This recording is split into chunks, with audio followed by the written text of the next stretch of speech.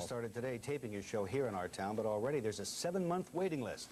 But our Steve Dunlop got inside for a look at what went on today.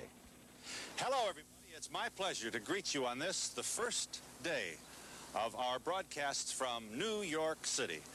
For Phil Donahue, it had to be the fulfillment of a dream. When he started his syndicated talk show 17 years ago, the big boys in New York chuckled in disdain. 3 separate stations aired his show, then canceled it. Today, Donahue walked into Studio 8G at 30 Rockefeller Plaza as one of the most popular and controversial figures in television. One thing that really always intrigued me about him is how he can take both sides of the coin and throw it back and forth and get the audience jumping. I think it was Newsweek that said your ideal guest would be a lesbian interracial couple which had just had a child by artificial insemination. As a matter of fact, we've done that program. It was a great program, and the baby was gorgeous. Donahue spoke with us after a show that did not include a panel discussion of wife-beating or incest. In fact, by Donahue's standards, his first New York presentation was mild. It focused on a Lutheran parish in Pittsburgh, which had ousted its pastor after he mounted an unorthodox, some say radical, campaign against unemployment. What we're saying in Pittsburgh, when there is real evil, putting 100,000 people in the streets, you must use power.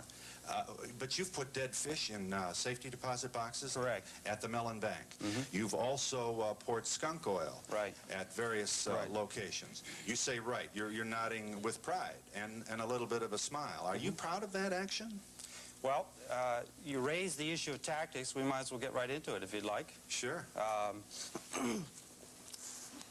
I brought some tactics along. Can we share them? You can share them as long as that's not a real skunk, I say. Now, Donahue also likes to play his audience like a finely tuned instrument, arguing sometimes on both sides of a question so intensely that it's impossible to tell which side he's on. What do you want, a welfare state? If you don't like capitalism, then maybe you're living in the wrong country. It is true. We've done a lot of shows that deal with sensitive issues and that are personal, but we're proud of the way we do them. We don't think we giggle and treat them immaturely. And beyond that, we don't think controversy is a dirty word. It means that it's important and it's an issue about which people disagree. Congratulations. Bye-bye. Thanks for coming to see. Thank you. After the show, the host shook the hands of nearly 200 members of the audience like a politician on the stump. He also stayed for autographs. Even his critics admitted they found Donahue personally disarming. Well, I think where I live in New London, Connecticut, he's got a reputation of being a flaming liberal. But I think this show, I thought he was very moderate. Phil Donahue says he prays every day that the show won't be boring. Some of his critics may be surprised to learn that he prays at all. But however liberal his views, the magic of Phil Donahue is that he comes across as a nice guy. And his is one business where nice guys can finish first. Steve Dunlop, Channel 5 News.